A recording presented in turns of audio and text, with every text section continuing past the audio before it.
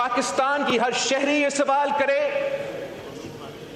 कि ऐसा वजीर आज तक कैबिनेट में मौजूद क्यों है जो ये अल्फाज कह सके और फिर पीछा नहीं हटते कि रावलाकोट के कश्मीरी नहीं है। ये कैसे मुमकिन है कि हम ये बर्दाश्त करें कि ऐसे अल्फाजात किसी सीनियर सियासतदान अपनी जगह, कोई वजीरे इस मुल्क का वजीरे दिफा ऐसे बात करे। हम कैसे इस बात का जस्टिफिकेशन दें? मैं कैसे इस बात का जस्टिफिकेशन दूं कि वो वजीर आज तक वजीर है, माफी मांगने के लिए तैयार नहीं? तो अगर माफी मांगने के लिए तैयार नहीं तो हम कौन सा जस्टिफिकेशन दें कि हम इस वजीर के साथ बैठे हैं? वजीर आजम को अपनी काबीना को कंट्रोल करना होगा। चंद वफाकी वज़रा मुश्किलात पैदा कर रहे हैं, अपनी टीम को कंट्रोल करें वरना मुश्किलात में इजाफा होगा। चेयरमैन पीपल्स पार्टी की वजीर दिफा के बयान पर शदीद तनकीद, ख्वाजा आसिफ से माफ़ी मांगने का मुतालबा कर दिया। कहा ऐसा वजीर काबीना में मौजूद क्यों है जो रावलाकोट के कश्मीरियों को कश्मीरी ना समझे और फिर अपने अल्फाज पर कायम भी रहता है। एक वफाकी वजीर ने आज़ाद कश्मीर के मामले पर आग बुझाने के बजाय इसे मजीद भड़काया। अगर कोई वजीर कहे कि हम जेब में 12 सीटें लेकर आते हैं तो कैसे इसका साथ दें? वज़रा का मकसद समझ से बालातर है। काबीना के चंद अरकान काम में खलल डालते हैं। वज़ीर आज़म मुस्बत अंदाज में मसाइल का हल निकालना चाहते हैं। मामले के हल के लिए हमें मौलाना फजलुर रहमान को स्पेस देनी चाहिए।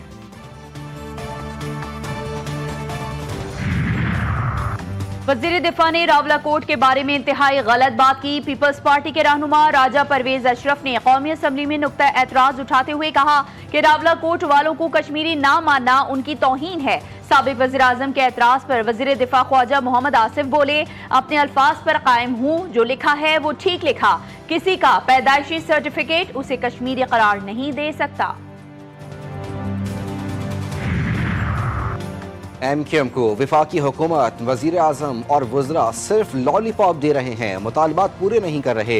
हुकूमत छोड़ें, कराची के लिए सोचें। बिलावल भुट्टो का MQM को मशवरा। फारूक सत्तार ने जवाब दिया, सब अपने गिरबान में झांकें। एक जमात के लिए आर्टिकल 140A का कड़वा घूंट है, या तो पी लें वरना कराची को विफाक का हिस्सा बना दिया जाए। कौमी असम्बली में वज़ीर आज़म और मौलाना फजलुर रहमान के दरमियान दिलचस्प मुकालमा। शहबाज शरीफ ने कहा, मैंने तन्हाई में जो मौलाना से बात की उसे कब्र में ले जाऊंगा पर कभी नहीं बताऊंगा। मौलाना ने जवाब दिया कि मैं वज़ीर आज़म को इजाजत देता हूं कि वो बात ऐवान में बता दें, जिस पर वज़ीर आज़म ने कहा कि मैं मौलाना की ऑफर कबूल नहीं करूंगा क्योंकि फिर मामलात इतने दूर चले जाएंगे कि वापस नहीं आएंगे।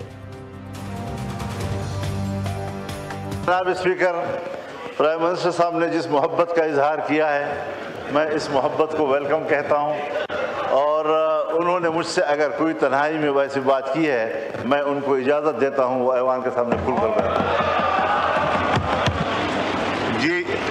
जी ऑनरेबल प्राइम मिनिस्टर, मैं मौलाना साहब की ये जो फराग दिली की बुनियाद पर ऑफ़र है, मैं इसको इसलिए कबूल नहीं करूँगा कि फिर मामलात इतने दूर चले जाएंगे कि वापस नहीं आएंगे।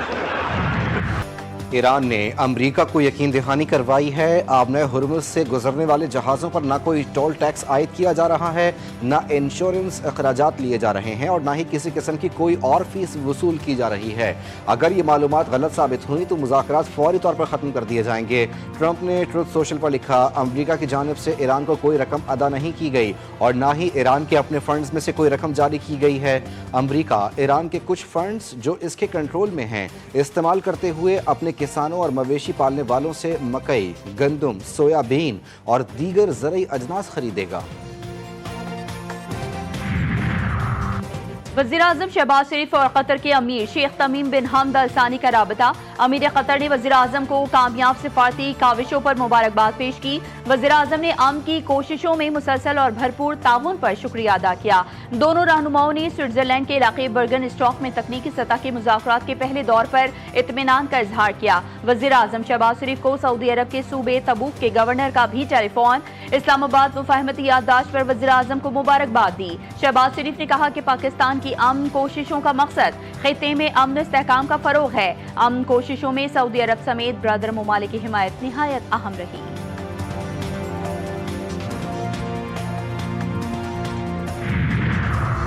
پاک ایران اپنی امنگوں اور امیدوں میں گہری مشترکات رکھتے ہیں۔ خطے میں امن کے فروغ کے لیے پاکستان کی انتھک کوششیں اس ملک کی عظیم اور بھرپور ثقافت میں جڑی ہیں۔ ایرانی صدر ڈاکٹر مسعود پزشکیان نے پاکستان کی ثالثی اور امن کے لیے کی جانے والی کوششوں کو سراہا۔ کہا صدر زرداری وزیر اعظم شہباز شریف اور فیلڈ مارشل کے ساتھ باہمی روابط اور تعاون کو مزید وسعت دینے کے حوالے سے تفصیلی گفتگو ہوئی۔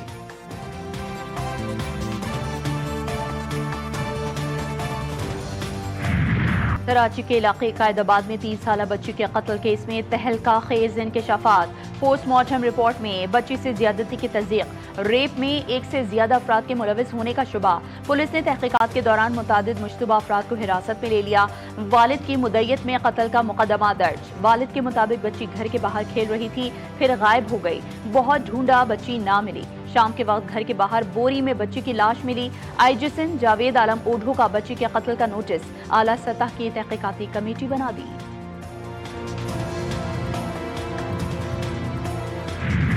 خام تیل کی قیمتیں مسلسل کم ہونے لگیں۔ برینٹ کروڈ آئل کی قیمت 27 فروری کے بعد پہلی بار کم ترین سطح پر قیمت $73 فی بیرل ہو گئی۔ امریکی خام تیل $77 فی بیرل پر آ گیا۔ پاکستان اسٹاک مارکیٹ میں 1878 پوائنٹس کا اضافہ، ریکارڈ 100 انڈیکس 1,79,571 پوائنٹس پر بند۔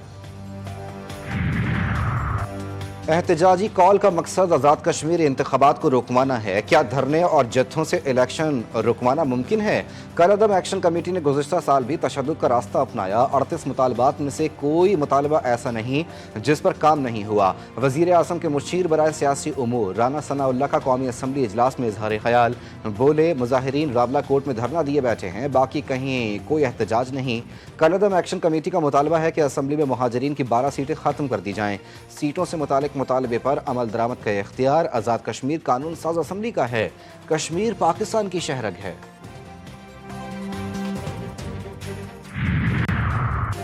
حکومت اور اپوزیشن میں عزت و احترام کا رشتہ برقرار رہنا چاہیے۔ ایوان کا تقدس یقینی بنانا ہر رکن کی ذمہ داری ہے۔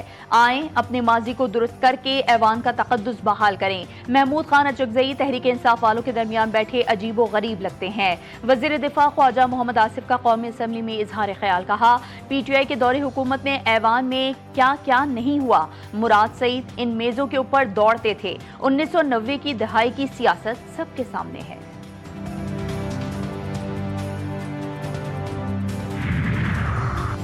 پاکستان نے خطے میں امن کے لیے بھرپور ثالثی کی، کشیدگی کے خاتمے کے لیے متحرک کردار ادا کیا۔